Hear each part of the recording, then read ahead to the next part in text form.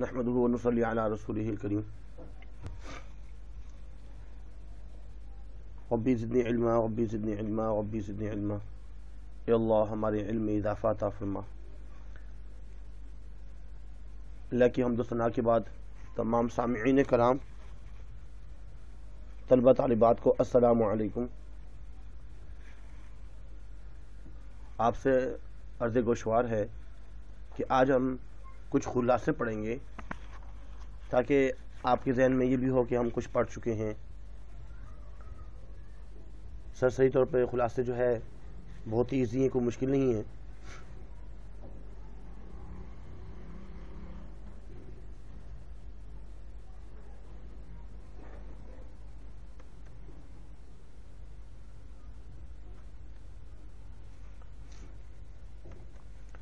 सबसे पहला खुलासा है जानी दुश्मन और इस्मत चुगताई।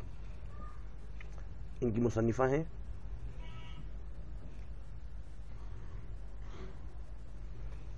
ये इस्मत चुगताई हैं। 1915 में पैदा हुई हैं और 1991 में इनका इंतकाल हुआ है। इसके बाद इस्मत की पैदाइश बदायूं की है।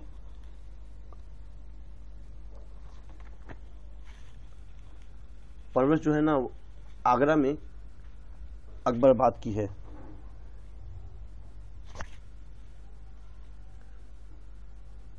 इस्मत चुगताई को बचपन में अपने बड़े भाई अजीम बेग चुगताई की सोहबत और तरबियत हासिल थी,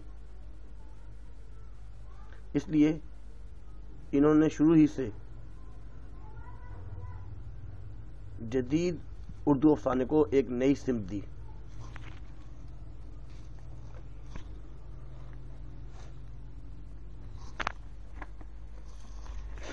इसमें चुगताई किरदार निगारी, जज्बात निगारी, नफ्सियाती कैफियत के उतार चढ़ाव की गमज़ादी, ज़ुबान बयान की बेबाकी की सुरअत के एतबार से मुआसिरीन में नुमायाँ तरीन हैसियत रखती हैं।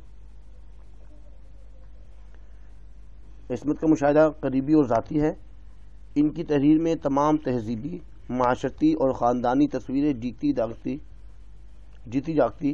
बोलती चालती महसूस होती हैं। इनकी जो तसानीफ़ हैं वो चोटें, कलियाँ, एक बात, छुई मुई, दो हाथ, दोज़खी, शैतान, दानी बागपन, हम लोग, कैदी, टेढ़ी लकीर, मासूमा, सौदाई और जंगली कबूतर है। बहुत सी जो है ये तमाम इनकी बुक्स हैं, तसानीफ़ हैं। और इसका खुलासा ये है, सबक का नाम है जानी दुश्मन और मरकज़ी किरदार जो ना इसमें आलिया, जो कि एक यतीम लड़की है और मामू के घर में जो है ज़ैल कफ़ालत हैं, लेकिन मुखलिस और जज्बा कुर्बानी रखती हैं अपने दिल में। और उनकी एक बहुत ही प्यारी और अजीज़ सहेली रज़िया, उनकी वालदा उनको बुलाती हैं कि रज़िया से कोई नादिर नामी एक लड़का है, वो उनसे मोहब्बत करता है। ख़त लिखती हैं। आलिया हैरत ज़दा होकर ख़त को बार बार पढ़ा। उसने मालूम हो कि खाला जान ने उसे बुलाया है। ये आलिया की मुँह बोली खाला थी, ना कि सगी या रिश्तेदार। आलिया चूँकि घुल मिल जाने वाली लड़की थी, इसलिए वो इस तरह अपनी सहेलियों की माँओं, नानियों से ऐसे ही खाला, चची, फुप्पी का रिश्ता लगा लिया करती थी और अपने साज़ा के साथ भी करीबी ताल्लुकात और रिश्तेदारी पैदा कर लेती थी। इसकी तबीयत में खुलूस और हमदर्दी कूट कूट कर भरी हुई थी, लिहाजा वो हर मुश्किल से मुश्किल काम में सबसे आगे रहती और बेगर्ज होकर लोगों के काम आना पसंद करती थी। इसलिए इस सिलसिले में उसकी मुँह बोली खाला ने उसे ख़त लिखकर बुलवाया था। आलिया की खाला का ताल्लुक़ एक खुशहाल घराने से था, اس کی بیٹی رضیہ سے عالیہ کی گہری دوستی تھی۔ رضیہ ایک چالاک اور لاڈ پیار سے بگڑی ہوئی لڑکی تھی۔ عالیہ خط پڑھ کر فوراً سمجھ گئی کہ ضرور رضیہ نے کوئی مشکل کھڑی کر دی ہے، تبھی خالہ نے اسے بلایا ہے۔ گھر پہنچنے پر معلوم ہوا کہ رضیہ نادر نامی لڑکے کے ساتھ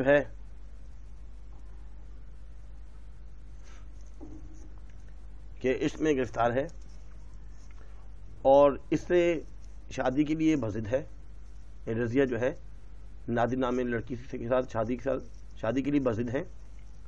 خالہ جان کو یہ لڑکا کسی بھی طرح پسند نہ تھا۔ ان کا خیال تھا کہ نادر محض دولت کی لالچ کی وجہ سے رضیہ سے شادی کرنا چاہتا ہے۔ خالہ جان چاہتی تھی کہ عالیہ اپنی دوست کو سمجھائے اور اسے عشق کے دلدل سے نکال دے، مگر رضیہ کسی کی بات ماننے کو تیار نہ تھی۔ اس کا عشق اور حوصلہ دیکھ کر عالیہ نے رضیہ سے کہا کہ وہ نادر کے ساتھ فرار ہو جائے، لیکن اس صورت میں اسے اپنی جائیداد اور دولت سے ہاتھ دھونا پڑیں گے، مگر رضیہ اتنی جرأت و حوصلہ کا مظاہرہ نہ کر سکی۔ اب عالیہ کے پاس ایک ہی راستہ تھا، وہ نادر سے مل کر اسے سمجھائے کہ رضیہ اور اس کا ملاپ بہت مشکل اور ناممکن ہے۔ عالیہ نے ہر ممکن طریقے سے نادر کو سمجھانے کی کوشش کی، مگر بے سود۔ نادر نے عالیہ کی ضد اور بحث سے تنگ آ کر کہا کہ تم اپنی دوست رضیہ کی اتنی ہی ہمدرد ہو تو تم خود میری شریک حیات کیوں نہیں بن جاتی؟ یہ سن کر عالیہ ہکا بکا رہ گئی اور جان گئی کہ رضیہ اور نادر کے معاملات میں مداخلت کرنے کی اس سے یہ سزا مل رہی ہے۔ اس کے بعد عالیہ کئی دن کالج سے غیر حاضر رہیں اور نادر کی انتقامی کارروائی سے بجھ کر رہ گئیں۔ کچھ دنوں بعد یہ راز فاش ہوا کہ نادر نے عالیہ کے ماموں کو عالیہ کی شادی کا پیغام بھجوایا اور ماموں کی رضامندی سے عالیہ سے شادی کر کے انتقام کے چیلنج کو سچ کر دکھایا۔ نادر نے یہ بات بھی سب سے چھپائی رکھی کہ اسے مڈل ایسٹ میں 1500 روپے مہینے کی نوکری مل گئی ہے۔ عالیہ اس قرض میں مبتلا تھی کہ خالہ جان اور رضیہ اس کے بارے میں کیا خیال کریں گی کہ رضیہ کا پتہ کاٹ کر خود نادر سے شادی رچا بیٹھی۔ اس کے بعد غلام عباس، ان کا ایک افسانہ ہے سیاہ و سفید، اس کو ہم پڑھیں گے انشاءاللہ۔ بھی سیاہ و سفید میں کیا کہنا چاہتے ہیں؟ مصنف کا مختصر تعارف۔ غلام عباس 17 نومبر 1909 کو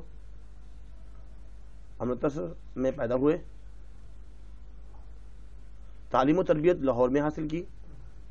آپ 7ویں کلاس کے طالب علم تھے جب پہلی کہانی بکری کے عنوان سے لکھی۔ ساتھ ساتھ انگریزی نظموں کا ترجمہ کرتے رہے۔ والد کے انتقال پر تعلیم کو خیر بات کہہ دیا اور بچوں کے رسالے پھول کے ایڈیٹر بن گئے۔ اس کے علاوہ بہت سے رسالوں کے مدیر کی حیثیت سے کام کرنے کے علاوہ ریڈیو پاکستان کے ساتھ بھی منسلک رہے۔ 2 نومبر 1882 کو کراچی میں فوت ہو گئے۔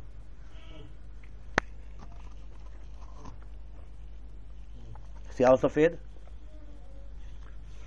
اس افسانے میں میمونہ جی AV مڈل اسکول کی استانی تھی۔ آئینے میں خود کو دیکھ کر سوچ رہی تھی کہ پچھلے کئی برس میں بچائی ہوئی رقم سے وہ اپنے لیے کوئی زیور بنوا لے تاکہ برے وقت میں اس کے کام آ سکے۔ وہ اسی سوچ میں گم تھی کہ اچانک اسے اپنے بالوں میں ایک سفید بال نظر آیا اور وہ اپنے خیالوں کی ہجوم سے باہر نکل آئی۔ نامعلوم وہ ایسے کتنے سفید بال کھینچ کر نکال چکی تھی۔ وہ اس خیال سے خوفزدہ ہو کر رہ گئی وہ روز بروز بوڑھی ہوتی جا رہی ہے اور اس کی عمر ڈھلتی جا رہی ہے، اور اس کا باپ بھی ایک غریب استاد تھا۔ اس نے اپنی بیٹیوں کو تعلیم دلوا کر اس قابل کر دیا تھا کہ ضرورت پڑنے پر اپنی کفالت خود کر سکیں۔ بڑی بیٹی ساجدہ کی جلد ہی شادی کر دی گئی تھی کیونکہ وہ خوش شکل تھی۔ بڑی بیٹی کا گھر آباد کرنے کے بعد بوڑھے استاد کو اپنی چھوٹی بیٹی میمونہ کی فکر لاحق تھی۔ اس نے میمونہ کی ضد پر میمونہ کو ایک اسکول میں ملازمت دلوا دی۔ والد کے انتقال کے بعد میمونہ اسی اسکول کے بورڈنگ میں رہائش پذیر ہو گئیں۔ اس سے اپنی زندگی میں کوئی خاص کشش اور دلچسپی محسوس نہیں ہوتی تھی۔ دن بھر چھوٹے بچوں کے ساتھ چیخنے چلانے کے سوا اسے کچھ کام نہ تھا۔ جلد ہی اسے بچوں کو پڑھانے سے بیزاری محسوس ہونے لگی۔ کبھی کبھی وہ دوسری استانیوں کے ساتھ مل کر چہل قدمی کی غرض سے اسکول سے باہر بھی جاتی، مگر اس میں بھی اسے مزہ نہ آتا۔ اچانک اسے اپنی بڑی بہن ساجدہ کا خط موصول ہوا۔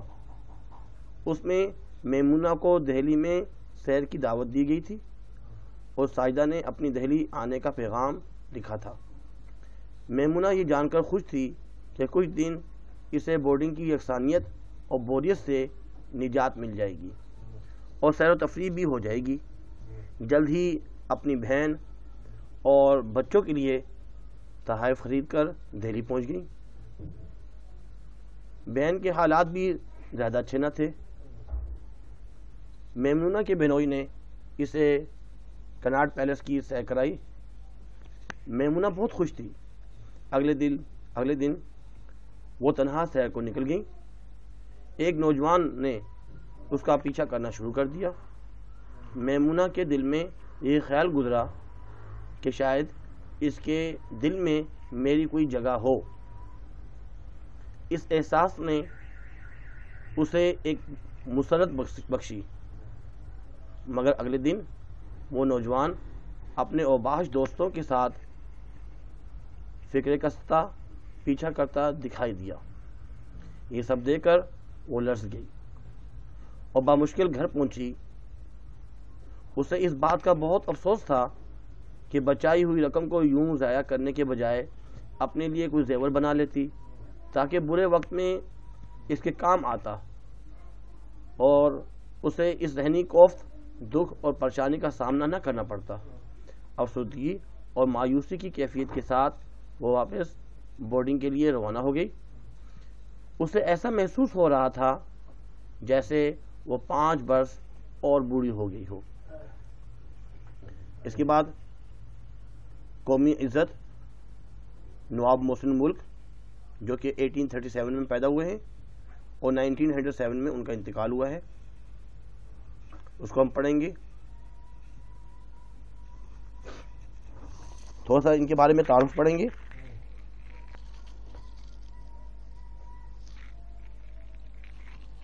یہ آپ کی بک میں پیج نمبر 41 میں ان کا تعارف لکھا ہوا ہے کہ تحریک علی گڑھ کی جہاں اور بہت سے احسانات مسلمان پر ہیں، ان میں سے ایک یہ بھی ہے کہ اردو زبان کو بہت زیادہ فروغ ملا۔ اردو نثر کی تقریباً تمام اصناف سے متعلق نگارشار خصوصی مضامین اور مقالات اسی دور میں اکابرین تحریک کے ذریعے وجود میں آئیں۔ اللہ تعالیٰ نے انہیں لکھنے، پڑھنے، سوچنے اور بولنے کی اعلیٰ ترین صلاحیتوں سے نوازا، یعنی محسن ملک کو، کیونکہ سر سید کے بعد جو ان کی جو تحریک تھی علی گڑھ، وہ محسن ملک نے آگے جو ہے مزید شروع کی، اور یہ تمام صلاحیتیں سر سید کے دستے راس بننے کے بعد مزید چمک گئیں، اور سر سید کی شمع ان کے انتقال کے بعد محسن ملک نے روشن رکھی۔ تہذیب الاخلاق میں ان کے جو مضامین چھپے ہیں وہ بالخصوص قابل توجہ ہیں۔ اس کے بعد ان کی اور بھی بہت سی جو نا کتابیں ہیں۔ تہذیب الاخلاق جو رسالہ تھا سر سید کا، اس میں بھی ان کے مضامین ہیں۔ مجموعہ لیکچرز، جتنے بھی انہوں نے لیکچرز وغیرہ جو ہے نا دیے تھے ان کو جمع کیا گیا. تقلید عمل بالحدیث و کتاب المحبت والشوق، مکاتیب، آیات بینات اور مسلمانوں کی تہذیب وغیرہ شامل ہیں. یہ تمام جو ہے ان کی بکس ہیں. یہ آپ کو سامنے ایک تصویر نظر آ رہی ہوگی. اس میں نمبر 1 پہ جو بیٹھے ہوئے ہیں یہ الطاف حسین حالی ہیں، اور ان کے ساتھ مولوی نذیر احمد دہلوی، اور ساتھ ہی یہ نواب محسن ملک جن کا آج ہم سبق پڑھیں گے. اصل ان کا نام سید مہدی علی محسن ملک، نام اصل میں ان کا محسن ملک ہی ہے. اور اس کے بعد وقار الملک، اور جو ان کے بیک سائڈ پہ کھڑے ہیں پروفیسر تھامس آرنالڈ، اور یہ مولانا شبلی نعمانی. یہ ان کی جو ہے مجموعہ لیکچر والی کتاب ہے اور آیات بینات.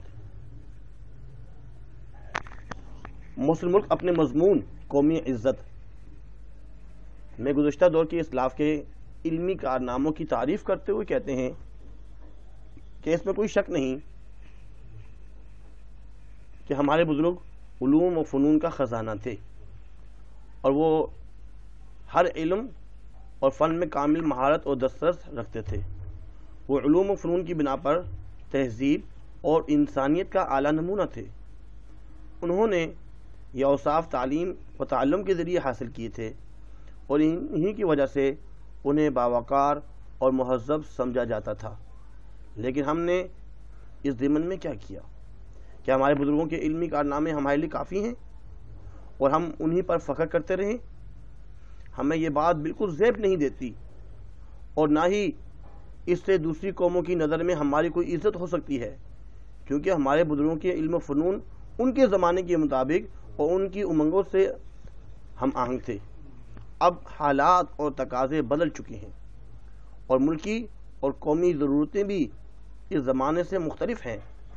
اس دور کے علوم و فنون آج کے معاشرتی تقاضوں سے ہم آہنگ نہیں ہو سکتے. اس دور میں جو علم و فنون تھے اور آج کل کی جو علم و فنون ہیں ان میں آپس میں ہم آہنگی نہیں ہے. اس لیے ہمیں اسلاف کے کارناموں پر ہی اکتفا نہیں کرنا چاہیے، بلکہ اس سلسلے میں ہمیں بھی اپنی ملکی اور قومی تعلیم کے لیے کچھ نہ کچھ کرنا چاہیے، کیونکہ علم ہی عزت اور ذلت کی کسوٹی ہے. ہمارے بزرگوں نے اپنے دور کے علم و فنون میں مہارت حاصل کی اور ان میں حسن و نکھار پیدا کیا. انہوں نے دور دراز کے ملکوں میں علم و ہنر تک رسائی حاصل کی اور تلاش اور تحقیق کے میدان میں خوب جوہر دکھائے. مگر ہم نے اس ضمن میں کیا طرز عمل اختیار کیا؟ یہ بات قابل غور ہے کہ جب تک ہمارے علوم و فنون مغربی اقوام سے برتر اور اعلیٰ نہ ہوں تو ہمیں قومی اور ملکی عزت حاصل نہیں ہو سکتی. یہ امر ہمارے لیے بڑا تشویشناک ہے کہ ہم تعلیم و ہنر کی طرف سے نہ صرف غافل ہو چکے ہیں بلکہ ہم علمی اور فنی پستی کے گہرے غار میں جا گرے ہیں، اور علمی ترقی کے سلسلے میں پوری قوم پر بے حسی طاری ہو چکی ہے، اور مسلمانوں کی آنکھوں میں ایسی نیند بھری ہوئی ہے کہ ان کے چوکنے اور جاگنے کی کوئی علامت اب دیکھنے میں نہیں آتی. اب تو ایسا معلوم ہوتا ہے کہ مسلمانوں کو علم و ہنر سیکھنے کی ضرورت نہیں رہی.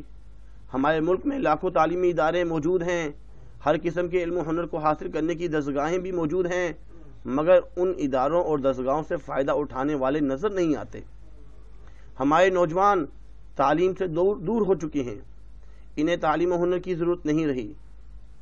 ان نوجوانوں سے کھیل کود کے میدان تو آباد ہیں مگر تعلیمی ادارے ویران نظر آتے ہیں. کاش ہم اس تعلیمی تنزل اور پستی کو محسوس کرتے اور تعلیمی میدان میں مغربی اقوام پر فوقیت لے جاتے. فوقیت نہیں تو کم از کم برابری کرتے، مگر ایسا نہیں ہوا. اس لیے ہم دوسری اقوام کی نظروں میں اپنا مقام کھو چکے ہیں.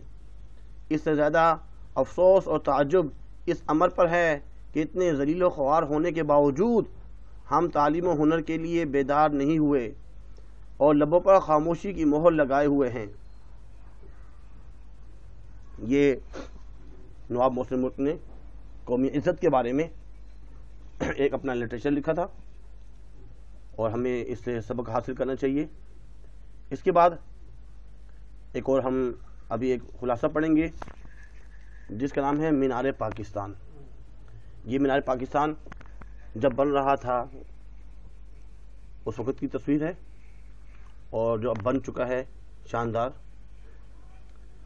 اور مینار پاکستان کا جو سبق ہے یہ مختار مسعود انہوں نے لکھا ہے، اور سب سے پہلے جو ان کی کتاب تھی جو کہ بہت ہی مشہور ہوئی آواز دوست، اور آواز دوست جو ہے اس میں ایک سبق ہے مینار پاکستان جو کہ بہت ہی مشہور رہی۔ اس کے بعد ان کی دوسری جو کتاب ہے سفر نصیب، اور تیسری جو کتاب انہوں نے لکھی لوح ایام۔ یہ تین جو ہے ان کی بہت ہی مشہور کتابیں ہیں، لیکن سب سے زیادہ جو مشہور ہے وہ آواز دوست، جس میں مینار پاکستان کا بھی سبق ملتا ہے۔ مختار مسعود اپنی خوبصورت یادوں کے حوالے سے لکھتے ہیں کہ مینار پاکستان کی تعمیر کے سلسلے میں جو مجلس منعقد کی گئی اس میں بھی شامل تھا، جبکہ اس مجلس سے سرکاری طور پر میرا کوئی تعلق نہ تھا۔ میں صرف پاکستان سے محبت کی وجہ سے وہاں پہنچا تھا۔ میں نے وہاں پر موجود چوکیدار سے پوچھا کیا یہاں کون سی عمارت تیار کی جا رہی ہے؟ چوکیدار نے بتایا یہاں ایک یادگار تعمیر کی جا رہی ہے۔ آج اس مجلس میں سرکاری طور پر شریک تھا۔ باہم مشورے سے یہ طے پایا کہ سب سے پہلے اس کے نام پر غور کیا جائے۔ سب اس بات پر متفق ہوئے کہ لفظ یادگار کو ہٹا کر صرف مینار پاکستان کا نام رکھ دیا جائے۔ اس کی بنیادیں کھڑی کرنے کا کام بھی بڑے احسن طریقے سے انجام پایا۔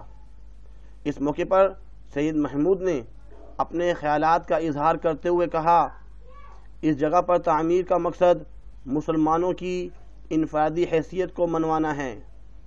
علی گڑھ کالج کا قیام مسلمانوں کے عظیم مقاصد کی تکمیل کا سنگ بنیاد ثابت ہوا۔ یہی وجہ ہے کہ علی گڑھ کالج کو دیکھتے ہی ہمارے ذہن اور دلوں میں علی گڑھ کے طلباء کی سرگرمیوں اور کوششوں کی یاد تازہ ہو جاتی ہے، جن کی انتھک محنت اور بے لوث خدمات کے نتیجے میں پاکستان وجود میں آیا اور مینار پاکستان جیسی عظیم نشانی ہمیں نصیب ہوئی۔ اس کی مستحکم تعمیر اور بنیادیں پاکستان اور مسلمانوں کی آنے والی نسلوں کے لیے ایک بے مثال قربانی اور عظمت کا نشان ہے۔ یہ سب مسلمانوں نے اللہ تعالیٰ کی مدد اور نصرت سے حاصل کیا، جو رہتی دنیا تک اپنے نقوش و یادگار قائم رکھے گا، کیونکہ علی گڑھ مدرسے کے طلباء کے ساتھ ساتھ اور بھی عظیم لوگ جن میں مرزا غالب اور سر سید احمد خان جیسے رہنما بھی شامل تھے، جنہوں نے اپنی تحریر اور تقاریر کے ذریعے مسلمانوں میں آزادی کا جذبہ اجاگر کیا۔ مسلم لیگ اور ان کے کارکنوں کے ولولہ انگیز طرز عمل و فکر نے مسلمانوں کو ایک مقام پر لا کھڑا کیا۔ یوسفی صاحب لکھتے ہیں کہ ایک دن مجلس کو لوگوں کو مینار پاکستان کی اوپری منزل پر جمع ہونا تھا۔ مینار پاکستان کی سیڑھیوں کی تعداد چونکہ 300 تھی، اس لیے ہم نے سوچا کیوں نہ تحریک آزادی کا تذکرہ کرتے ہوئے یہ سفر طے کیا جائے۔ پہلے سیڑھی پر 23 مارچ 1940 کی تاریخ تحریر تھی۔ میرے ذہن میں وہ تمام اعتراضات ایک فلم کی طرح سامنے آنے لگے جو اس وقت قرارداد پاکستان منظور ہوتے ہی اٹھائے گئے تھے۔ گاندھی جی نے بھی صاف الفاظ میں کہہ دیا تھا کہ میں بھی پاکستان کا مطلب نہیں سمجھ سکا۔ غرض ہندو لیڈروں کے لاکھ مخالفت کے باوجود پاکستان دنیا کے نقشے پر نمودار ہو گیا اور دشمنوں کو منہ کی کھانی پڑی۔ مسلمانوں کی جدوجہد کے پیچھے ایک ہی یکتا ذات کی مدد کار فرما تھی، وہی ہے جو جسے چاہے ملک دیتا ہے اور جسے چاہے چھین لیتا ہے۔ ہمارے پاس اپنی کامیابی اور آزادی کو قائم دائم رکھنے کے لیے نسخہ کیمیا قرآن کریم موجود ہے جو ہماری ہر موڑ پر بہترین رہنمائی کرتا ہے۔ اس کے بعد آخری ہم جو خلاصہ پڑھیں گے، مفت کرم داشتن، منشی پریم چند، جو کہ اردو نثر میں جدید اور اصلاحی ناول اور افسانہ نگاری کے موجد کے لائے جاتے ہیں، یعنی افسانہ نگاروں میں ان کا نام سب سے سر فہرست ہے، مفت کرم داشتن۔ حسن اخلاق سے حاکم ضلع کی تقرری مصنف کے شہر میں ہو جاتی ہے۔ منشی پریم چند مصنف ہیں، ان کے شہر میں حاکم ضلع کے جو حاکم ہیں ان کی جو ٹرانسفر ہے وہ ادھر ہو جاتی ہے، اور انہیں ادب اور شاعری سے بھی گھیراؤ تھا۔ مصنف بھی ان کی مداحوں میں شامل تھا، لیکن حاکم ضلع کے افسر ہونے کی وجہ سے مزید راہ و رسم بڑھانے سے گریزاں تھا۔ حاکم ضلع ایک باذوق اور علمی شغف رکھنے والے انسان تھے، اور یہی وجہ تھی کہ خود مصنف بھی ان سے ملنے کا خواہش مند تھا۔ منشی پریم چند بھی چاہتے تھے کہ میری ان سے ملاقات ایک دفعہ ہو جائے۔ حاکم ضلع نے مصنف کو اپنے ہاں آنے کی دعوت دی۔ یہ دعوت نامہ نہ صرف مصنف کے لیے بلکہ اس کے تمام دوستوں کے لیے بھی ایک مشکل کن فیصلہ تھا۔ ہر چند کہ میں ان سے ملنے کا خواہش مند ضرور تھا، مگر ان کا عہدہ میرے راستے کی سب سے بڑی رکاوٹ تھا۔ اگر میں خود ان سے ملنے جاتا تو لوگ اسے خوشامد اور عہدہ پرستی کا نام دیتے، اور مجھے کسی بھی صورت یہ بات گوارا نہ تھی۔ جب میں نے اس سلسلے میں اپنے دوستوں سے مشورہ کیا تو سب نے یہی مشورہ دیا کہ حاکم ضلع کی خدمت میں حاضر ہونا نہ صرف آپ کی شان کے خلاف ہے بلکہ دوسرے لوگوں کی نظر میں بھی آپ کی وقت اور ویلیو کم ہو سکتی ہے، اور ویسے بھی ہمارے معاشرے میں شاعر اور ادیب حضرات کی کچھ خاص اہمیت نہیں ہے۔ لیکن دوستوں کے مشورے کو خاطر میں نہ لاتے ہوئے میں نے یہ فیصلہ کیا کہ حاکم ضلع کی دعوت کو محض اس وجہ سے ٹھکرانا کہ وہ ایک اعلیٰ عہدے کے افسر ہیں بالکل غلط اور بری بات ہوگی۔ اس لیے میں نے ان کی دعوت قبول کرنے کا فیصلہ کر لیا، اور میں نے اس ملاقات کو راز میں رکھنا چاہا، مگر نامعلوم لوگوں کو کیسے خبر ہو گئی اور پورے علاقے میں ہماری اس ملاقات کا چرچا ہو گیا، اور لوگوں نے از خود یہ سمجھ لیا کہ اب حاکم ضلع ہر کام میری مرضی اور مشورے کے مطابق کرتے ہیں۔ یہ بات مشہور ہوتے ہی مصنف کے ہاں لوگوں کا تانتا بن گیا، اور لوگ اپنی اپنی اغراض لے کر آنے لگے۔ مصنف نے اس سلسلے میں تمام لوگوں کو یہ کہہ کر منع کر دیا کہ حاکم ضلع سے میرے اس قسم کی تعلقات نہیں ہیں، مگر ایک دن میرا پرانا ہم جماعت دوست بلدیو اپنے بیٹے کے ہم ساتھ آیا اور اپنے طالب علمی کے زمانے کو یاد دلاتے ہوئے مصنف کی ذہنی صلاحیتوں اور اچھے تعلقات کا اعتراف کرتا ہے۔ بلدیو آج بھی پہلی کی طرح فربا اور صحت مند ہے، ہٹا کٹا موٹا تازہ۔ وہ مصنف کو بھی مشورہ دیتا ہے کہ کچھ کھایا پیا کرو۔ ہلکی پھلکی گفتگو کے بعد بلدیو اپنے آنے کا مقصد بیان کرتا ہے اور کہتا ہے کہ آج مجھے تمہاری مدد کی اشد ضرورت ہے۔ مجھے یقین ہے کہ تم مجھے مایوس نہیں کرو گے۔ بلدیو بتاتا ہے کہ میرے بڑے بیٹے پر پولیس نے جھوٹا مقدمہ کر دیا ہے اور اب وہ حوالات میں بند ہے۔ اب تم ہی مجھے اس مشکل اور پریشانی سے نکال سکتے ہو، کیونکہ حاکمی ضلع سے تمہارے تعلقات کافی اچھے ہیں۔ مصنف منشی پریم چند بلدیو کی بات سن کر بلا مشکل میں پڑ گیا اور بلدیو سے کوئی عذر پیش نہ کر سکا۔ بلدیو جب رخصت ہوا تو مصنف اس کی خواہش کو بھلا کر اپنے کام میں مصروف ہو گیا اور اس کی صفائش کو حاکم ضلع کے سامنے پیش کرنا مناسب نہ سمجھا۔ ایک ہفتے بعد بلدیو اپنے بیٹے کے ساتھ دوبارہ آ پہنچا اور مصنف سے اظہار تشکر کرنے لگا، شکریہ ادا کرنے لگا کہ آج آپ کی وجہ سے، یعنی مصنف سے، میرا بیٹا حوالات سے آزاد ہو گیا، اور بتایا کہ حاکم ضلع نے جھوٹا مقدمہ درج کرنے پر داروغہ کو ڈانٹ پلائی اور میرا بیٹا باعزت رہا ہو گیا۔ یہ سب کچھ تمہاری سفارش کی بدولت ہوا۔ اور مصنف کو ڈھیروں تحائف اور مٹھائیاں وغیرہ پیش کی۔ بلدیو عاجزی اور شکر گزاری کے کلمات سے مصنف کا شکریہ ادا کرنے لگا۔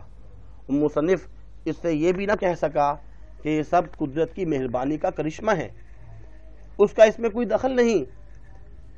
مصنف کی طبیعت نے گوارا نہ کیا کہ وہ اس مفت اور بلا معاوضہ انعام و اکرام کو ٹھکرائے۔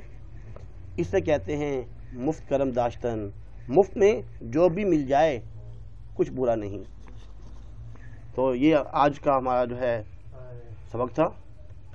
امید کرتے ہیں کہ آپ کو سمجھ میں بھی آ گیا ہوگا۔ سرسری طور پہ ایک دفعہ پھر دیکھ لیجئے بیٹا کہ اس میں ہم نے آج کیا کیا پڑھا ہے۔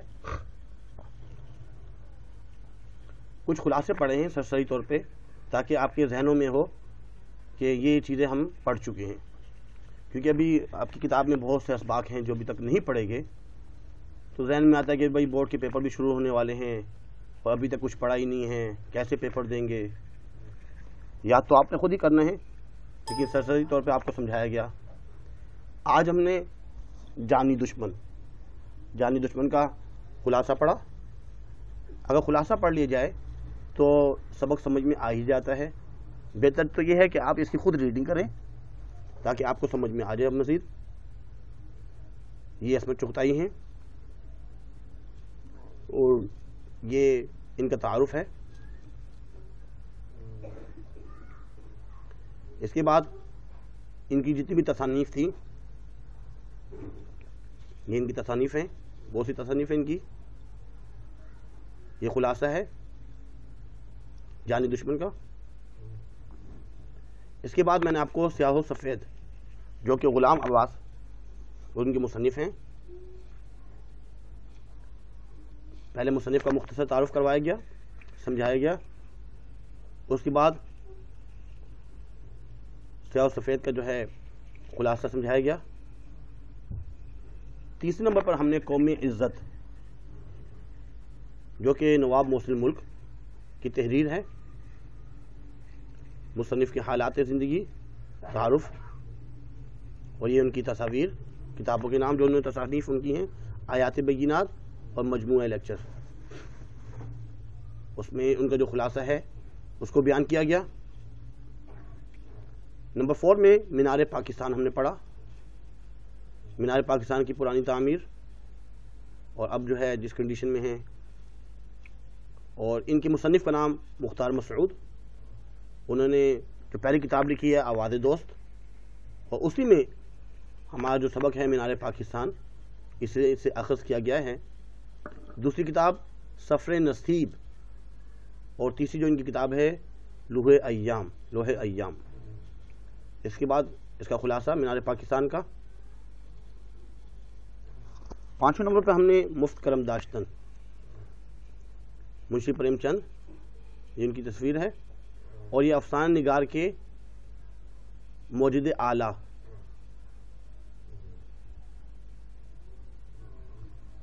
یہ خلاصہ جو ہے اس کا پڑھا گیا۔ امید کرتے ہیں کہ کچھ نہ کچھ آپ کو سمجھ میں آئی ہوگی۔ آج کے لیے اتنا ہی کافی ہے۔ اپنا خیال رکھیے گا۔ نمازوں کا اہتمام بہت ضروری ہے، کیونکہ دنیا کی زندگی ایسے ہی گزرتی ہی جا رہی ہے۔ ٹھیک ہے، وبا ہے، پریشانی ہے، حالات اس قسم کے ہیں، لیکن اس کا ایک ہی حل ہے، وہ یہی ہے کہ انسان اللہ سے لو لگا لے۔ حالات اللہ کی طرف سے آئے ہیں اور اللہ ہی اس کو دور کریں گے۔ ویکسین آ جانے سے، یہ آنے سے ایک دھوکہ ہے۔ حالات میں انسان استغفار کی کثرت کرے، نمازوں کا اہتمام کرے۔ اگر ایسا کریں گے اللہ پاک ہمارے حالات صحیح کر دیں گے۔ تو تھوڑی سی آپ سے یہ عرض گوشوار کرنی تھی۔ اپنا خیال رکھیے گا۔ اللہ حافظ۔ وما علینا الا البلاغ۔